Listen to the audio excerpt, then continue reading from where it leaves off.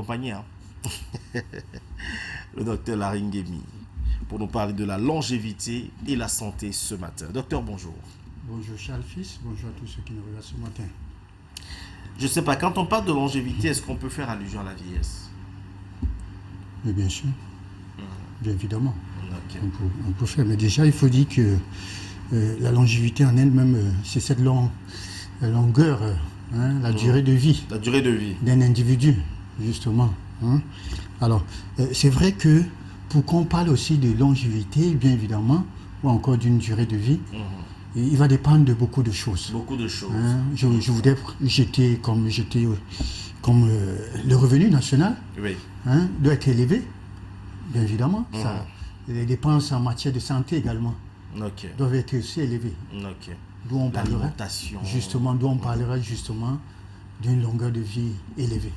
Voilà. Alors, j'ai peur là que vous soyez en train de vouloir nous donner des astuces. Non, je veux déjà pas donner. C'est juste pour qu'on comprenne que il n'y a pas que seulement. Parce que là, on s'attend à ce que je dise aliment, non. Oui. Vous voyez, le pays que l'on vit, parce que vous allez vous rendre compte que justement l'espérance de vie, quand on parle de la durée de vie, ça dépend également des pays. Pour ne pas dire, prenons le cas du Cameroun, ça dépend aussi des régions. Vous constaterez peut-être que du côté du sud-ouest, l'espérance de vie est peut-être de 85 ans, et du côté peut-être de... Alors, disons, un peu du sud, là. Il y a des personnes plus âgées. Voilà. Donc, il y a autant de choses, des facteurs, l'environnement, et tout. C'est ce que je voulais dire. Mais il faut déjà comprendre que l'espérance de vie, déjà, en elle-même, c'est de 79 ans pour l'homme et presque 86 à 87 ans pour la femme. Ça, il faut le savoir déjà. Ah bon? Alors qu'on dit que les femmes vieillissent, du moins vieillissent plus. Oui, mais voilà, il y a un écart d'âge. Vous constatez justement qu'il y a un écart. Chez l'homme, c'est plus réduit que la femme, bien sûr. Ah bon? Voilà. Si la femme va aller jusqu'à 86 ans, et que l'homme s'arrête à 70 ans, vous comprenez un peu que... Ouais, je comprends. Ah, ok, j'ai compris, j'ai maintenant compris. Ah, voilà. Ah, ok. Voilà. On a plus de femmes vieilles que d'hommes vieux. Voilà. Donc, on doit manger la vie, hein. On doit manger. On ne doit rien laisser. On doit croquer la vie à belles dents. Ah bon. Franchement. Alors, quels sont les facteurs de risque qui peuvent influencer justement cette longévité? Voilà, je voulais dire, c'est vrai qu'il y a plus, il y en a plusieurs, mais allons-y pour ces facteurs aussi dangereux, s'il faut dire. Je voudrais commencer par la cigarette. La cigarette. Le tabagisme. Voilà. Et je loue ce que la fabrication, c'est-à-dire la société, a fait de le rappeler sur les boîtes. Ça je crois qu'on le dit. C'est bien écrit. L'excès nuit. L'excès, voilà. Non, la cigarette est dangereuse. Voilà. C'est bien écrit. Ça, c'est déjà une bonne chose. Ils mettent même déjà des têtes de mort, des poumons brûlés. Voilà. Parce qu'il faut dire qu'en elle-même, on dit, selon certaines recherches, elle réduirait presque de 10 ans l'espérance de vie. Le tabagisme. Ça, il faut le savoir. Maintenant, ce qui suit, c'est le diabète. Le diabète. Oula. Ah, ça, il faut le savoir. C'est vrai que certains parleront, s'attendaient à ce que je dise le cancer ou bien tout. Mais je dis le diabète. Le diabète. C'est vrai qu'il y a aussi des pathologies. Mais le diabète. Quand vous dites diabète, vous faites allusion, par exemple, à la forte consommation de sucre. Voilà, l'excès de sucre dans le sang. Voilà. Nous avons également le stress. Je crois que nous en avons déjà parlé ici. Le stress qui crée tout un bouleversement au niveau hormonaux et tout. Et là, du coup, il y a beaucoup de pathologies qui en découlent. Maintenant, nous avons la malbouffe. La malbouffe, l'alimentation. Voilà. L'alimentation. Voilà. Parce qu'il ne faut pas dire que l'alimentation vient avant. Non, ça, je ne dirais pas ça. Vous comprenez que notre mode de vie, justement, est quelque part responsable de ce qui nous arrive. Voilà, les facteurs. Alors, quel est donc le secret de la longévité? Voilà, le secret, en un mot, c'est le mode de vie. Mode de vie. Notre mode de vie. Vous voulez vivre longtemps, vivez mieux. Vivez mieux. Et comment vivre mieux? Je crois qu'il y a beaucoup de paramètres, il y a beaucoup de choses, le bien-être, l'environnement dont nous avons parlé, l'air également. L'air, parce que l'air est pollué dans certains. Vous allez constater que il y a combien qui vont au village? Appelons ça village. Même si là où on se trouve, c'est le village des autres. Mais la campagne. La campagne. En quelque sorte. Vous en campagne. Vous avez fait un reportage quelque part la dernière fois qui m'a plu. À Djebale. Voilà. C'est des choses comme ça qui sont bien pour la santé. Il y a combien qui le font? C'est déstressant. Voilà. Ah, je ne vous le dis pas. Hein. Mais voilà. Le lundi, quand je suis arrivé ici, j'étais une autre personne. Hein. Mais voilà. Pourtant, je n'ai même pas duré là-bas. J'ai fait pratiquement 2 heures là-bas. Hein. C'est quelque chose. J'ai décidé, franchement, si j'ai l'occasion, d'aller dans un village tous les week-ends. Mais voilà. Vous allez justement. Dieu m'en donnera forcément les moyens. Ça, c'est tellement. Oui. Quand vous décidez justement, Dieu vous donne les moyens. Ça, il faut le dire.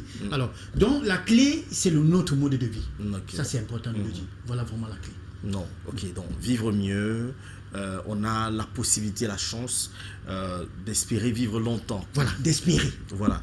Parce que c'est aussi vrai quand même, quand vous parlez de campagne, je vous assure, quand vous êtes dans un village, vous êtes loin des bruits de motos. La pollution sonore. Voilà. Justement, pollution sonore. Des bruits de véhicules. Par exemple, moi, je suis dans un quartier où, en face, on a une boulangerie. Dans la boulangerie, il y a une discothèque. Voilà. Et juste à côté de moi, il y a des rails. Voilà. Il y a un carrefour. Oui. Oh, je ne vous dis pas. Le meilleur moment de la journée pour moi, vous le connaissez, docteur, c'est quand je sors très tôt le matin. Voilà. Il n'y a personne. Il n'y a personne. C'est-à-dire le train, elle est à passer à 5 heures. D'ailleurs, même, je fais tout pour qu'il ne me réveille pas. Voilà. Quand je suis réveillé avec les 5 heures, là, je suis en route. Ce que je fais, c'est que je mets ma musique et je chante à gorge déployée. Ah ben ça c'est écrit, ça c'est... Oui, et là, je prends maintenant ma moto. Et puis, soit ma moto, soit mon taxi, je me retrouve ici. Voilà. La fraîcheur d'abord du matin est exceptionnelle, franchement. Voilà. Donc, vous imaginez, dans la campagne, c'est encore plus grave. Voilà. On est loin de ces feux. Vous voyez, aujourd'hui, j'ai constaté, on brûle beaucoup plus les ordures dans nos grandes villes. Voilà. C'est pas conseillé déjà. En matière d'hygiène, ce n'est pas conseillé, on ne brûle pas les ordures. Vous ne verrez pas brûler les ordures en campagne ou dans nos villages. Ouais. Et on se sert des ordures pour pouvoir faire des engrais. Des engrais, oui, voilà. Hein? Oui, pour la banane, le plantain. Vous êtes là dans le voisin qui sort des ordures et que tout là, il le met là, en plein coup, il met un feu. Ok. Et là, voilà des maisons, voilà des enfants, autant de choses. Et avec ça, on estime vivre longtemps. Et vous allez aussi remarquer que parfois, excusez-moi si je parle un peu d'anecdote, parce qu'en fait, ça permet aussi quand même qu'on illustre un peu ce qu'on est en train de dire. Moi, c'est ma petite expérience. Hein. Vous allez par exemple passer 15 ans dans la ville de Douala. Oui. Vous allez un jour au village. Bon, un jour vous êtes parti au village, vous avez laissé un grand-père là. Oui. 15 ans plus tard, vous revenez, vous le trouvez là. Oui. Et c'est même lui qui vous dit, mais tu as vieilli. Hein. Puis voilà. Et il est debout. Voilà. Et à ta grande surprise, le matin, quand tu vas aller lui dire bonjour, on te dit non, il n'est pas là, il est parti au champ. Costaud, dur. C'est quoi? Mais voilà. Par contre, toi, tu as pris de la bédaine, tu as de la barbe qui a blanchi, tu as même des chauves et tout ça là. Pourquoi? Parce que le bentikiner a bagarré avec toi le matin, le taximan t'a dit ceci et tout ça. C'est compliqué quand même. Voilà, non, c'est pourquoi on comprend que nous sommes plus exposés quand nous sommes dans nos grandes villes, surtout des villes aussi industrialisées. Ça, il faut le dire ainsi. Voilà. Il y a tous ces facteurs-là qui font que c'est en partie sur notre santé. Tout à fait. Voilà. Alors, comment faire pour vivre vieux et être en bonne santé? Voilà, je crois que nous avons 3 clés. Ok. C'est de bien manger. Bien manger. Manger sain et équilibré. C'est de bouger. C'est de faire du sport. Oui. Voilà. Contre la sédentarité. Voilà. Maintenant, 3e, c'est de bien dormir. Bien dormir. Voilà. Voilà. C'est ça qu'on appelle la synergie de la santé. Ok. Bien manger. Ça va ensemble. Ok. Bien manger, bouger, dormir. Si vous privilégiez rien que manger et vous ne dormez pas, c'est un problème. Si vous dormez et que vous ne faites pas le sport, c'est un problème. Vous comprenez que nous avons besoin des 3. Ok. 3 dans un. Manger, bouger. Dormir. On appelle ça quoi? M, B, D. Voilà. Manger, bouger, dormir. Voilà. C'est ça. Ok. Les Blancs ont même créé tout un concept. Hein. Manger, bouger.fr. Mais c'est ça. En France. Voilà. Justement, en bande pensante, on le lit tous les jours. Tous les jours, à tout moment. À tout moment. Voilà. C'est-à-dire, prenez quoi 2 quoi par jour? On parle de 5 à 6 variétés de fruits et légumes par jour. C'est écrit en bande passante. C'est passé son temps à manger seulement les fruits. Hein.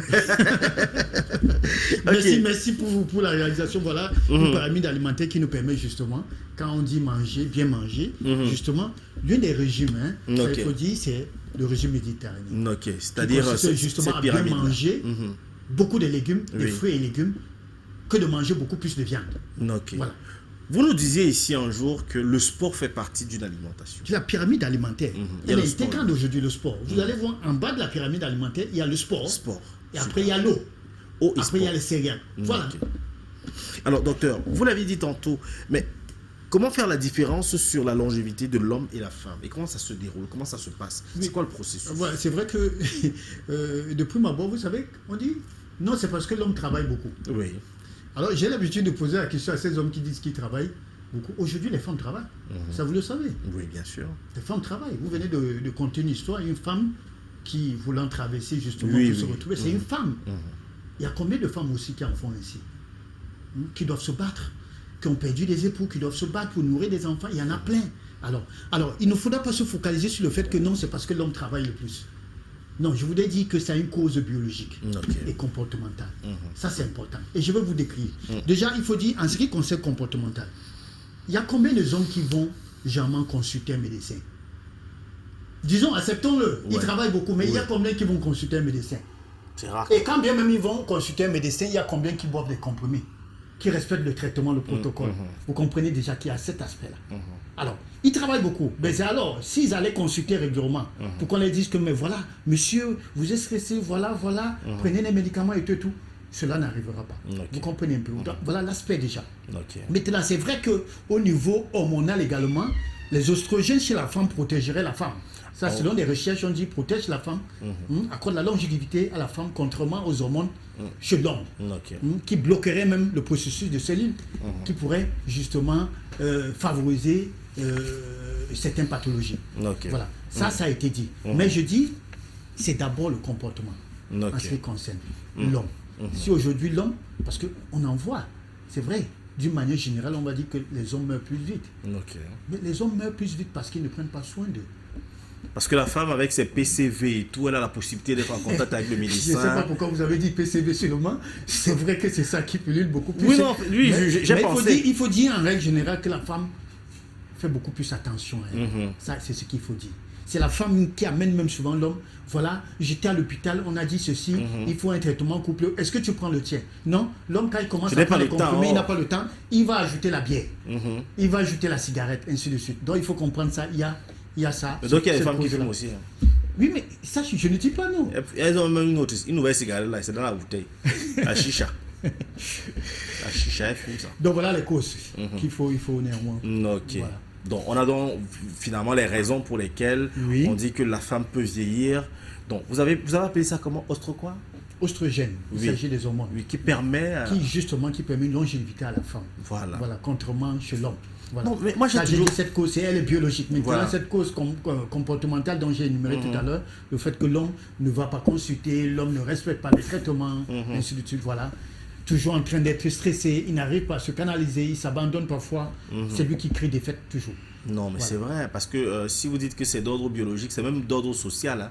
Ça aussi. Oui, c'est d'ordre social parce que même sur le plan scientifique, la femme a la possibilité de contenir sur elle un poids pendant 9 mois. L'homme, bon, moi, je porte ma bédaine depuis, c'est quand même un peu compliqué, mais tout le temps, on me dit, gars, fais le sport.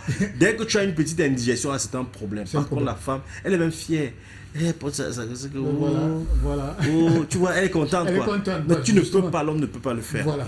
Et quand elle est stressée, elle essaie même de partager son stress avec son homme. Ah, c'est un problème. Que ouais, bé, je veux le faire le piment. Pardon, ne me dérangez pas, vous avez tous les goûts. Les femmes enceintes là. L'autre jour, je me le pain au chocolat avec l'œuf. Maintenant, c'est l'œuf avec le piment. Donc, un jour, je me suis retrouvé comme ça là. J'ai marché de PK jusqu'à Nokoti. Je suis allé à pied pour aller chercher seulement un mets de pistache piment. Justement, parce que la femme en avait besoin. Et dès que je suis revenu avec, elle n'a pas mangé. Voilà. Elle m'a dit que je vous laisse m'allumer le deuil. La sorcellerie. Oh là là.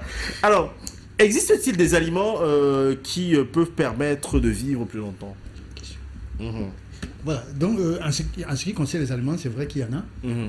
Les aliments phares, je voulais citer les baies. Les baies, il s'agit des fruits rouges, bien évidemment. Il y a les agrumes, citron, mandarine, pamplemousse. Voilà, ça c'est important. Et comme je le disais, avec l'image que nous avons vue tout à l'heure, manger beaucoup de fruits et légumes. Ça c'est important. Et on le chante tous les jours, manger 5 à 6 variétés. C'est vrai qu'aujourd'hui, ce n'est pas donné. Et on va parler de coûts. Voilà pourquoi je parlais des revenus tout à l'heure. Bon, en moyenne, on conseille de manger au moins 3. C'est-à-dire 3 fruits. Si vous prenez le matin, vous prenez à midi, vous prenez le soir. Voilà. et vous mangez beaucoup de légumes. En réalité, même si vous mangez du poisson, il faut qu'il y ait des légumes. Même si vous mangez, c'est-à-dire de la sauce blanche, il faut qu'il y ait des légumes, et ainsi de suite. Ça, c'est très important. Okay. Voilà. Alors, est-ce que les rapports sexuels peuvent favoriser la longévité? Oui. C'est pas moi qui le dis. Je crois que la semaine dernière, lors des revues de presse ici, faites par le rédacteur en chef, M. Frédéric Moutomé, nous avons lu quelque part où l'activité sexuelle était bonne. Éco-santé. Voilà. Éco-santé. Je voudrais vous dire une chose, c'est que quelqu'un filme ça, il m'envoie ça. Il me dit, docteur, j'espère que vous avez lu. Est-ce que tu peux nous faire un développement sur voilà, et je voulais tout simplement répondre à cette personne qui me suit, il me suit ce matin, pour dire, ce n'est pas la qualité du sexe qui accorde la longévité, mais c'est l'importance qu'on accorde, que le couple accorde au sexe. Ça, c'est important. C'est comment faire. Voilà. Il y a autant de choses quand on parle de la sexualité. Il ne s'agit pas de finir de faire, parce qu'on dit, certains recherches parlent de 12 fois le mois. Mais alors, faire 12 fois le mois, il faudra avoir de quoi manger. 12 fois le mois, ça veut dire quoi? On fait l'amour pendant... 12 rapports. 12 rapports par mois. Oui, cela justement... Ça permet de bien vieillir. De bien vieillir. Voilà. Mais ce que je voulais mentionner, c'est qu'il faut avoir de quoi manger. Pour l'homme ou la femme? Que ce soit l'homme, que ce soit la femme, c'est pour 12 fois par mois. 12 fois par mois. Mais j'ai dit, maintenant... Il faut bien manger. Il faut bien manger. Il ne s'agit pas de finir de faire, comme je peux l'appeler ici, et d'aller bailler ou bien de manger les bâtons de manioc. Ou de manger les beignets haricots. Non mais ça, il faut le dire, il faut le décrier, il faut le décrier. C'est important. Puisque un seul jet, on nous le dit, nous tous, nous avons été à l'école, on nous le dit, un seul jet. Et équivalent à quoi? Un fût. Un seul jet. De spermatozoïdes, quand vous perdez. Oui, quand vous... Voilà, quand vous éjaculez, en quelque sorte, c'est ce que je veux dire. Équivalent à un taux de fût. Un taux de fût. Voilà. Vous pouvez imaginer. Alors, il vous faut combien de jours pour pouvoir récupérer? C'est ce qu'il faut dire. Il faut le dire ainsi parce que, en réalité, celui-là, quand il a lu Éco-santé, dit, donc il faut lire ce qu'on dit. Je dis, c'est bien beau. Mais alors, ne te jette pas tous les jours à faire des rapports et tout. Et, en une semaine, on va te voir, on va même croire que tu es déjà malade. Pourquoi? Parce que tu aurais maigri, ainsi de suite. Donc, c'est ce que je voulais dire. C'est vrai, la sexualité est bon pour le cœur, est bon pour la santé. Ça a été prouvé. Mais maintenant, il faut accompagner. C'est ce que je voulais dire. Donc vous voulez dire que ceux qui font ça avec 3 femmes là? Non, mais ça, c'est très dangereux aussi. Ah, ok. Ça, c'est très dangereux. Et ils vont se mourir. Partenaire multiple, c'est dangereux. Ah, ok. Voilà pourquoi je parlais de la qualité. Ils vont mourir jeunes. Adam, tu comprends, non? Donc 12 fois par mois. C'est pas moi qui le dis, monsieur Charles. Non, je veux qu'on mentionne 12 fois par mois. Il faut bien manger. 12 rapports par mois. 12 rapports par mois. Voilà. Il faut bien manger. Voilà, il faut bien manger, ça c'est important. Il ne faut pas faire le travail sur l'enfant, le tuer après, tu dis que bé au revoir. Voilà, ça c'est important. Après ça, il faut prendre un bon plat. On peut avoir le contenu. J'ai comme l'impression pour vous, vous pensez qu'il faut le faire pour bien manger après. C'est pas ce que j'ai dit. C'est pas ce que j'ai dit. Le manger, c'est le quotidien. C'est le quotidien. Nous avons dit tout à l'heure, la clé justement pour mieux vieillir et vivre longtemps, c'est de bien manger, de bouger et de bien dormir. Mais maintenant, le sexe fait partie intégrante. En dormant, justement, vous faites des rapports. Mais toujours, tu dis, il faut bien manger, ça commence par bien manger. Voilà. J'ai comme l'impression que vous pensez que non, je veux juste comprendre. Qu'il faut manger. Non, ce n'est pas ce que j'ai dit. Ce n'est pas ce que j'ai dit. Je veux juste comprendre et je finis par comprendre qu'il faut avoir les moyens aussi. Mais si vous vous donnez les moyens de pouvoir faire les rapports tous les jours, donnez-vous les moyens pour pouvoir bien manger. C'est ce qu'il faut dire. Donc tu n'es pas gentil. Voilà, donc, pour être fort, il faut avoir le mourou. Ok, merci docteur.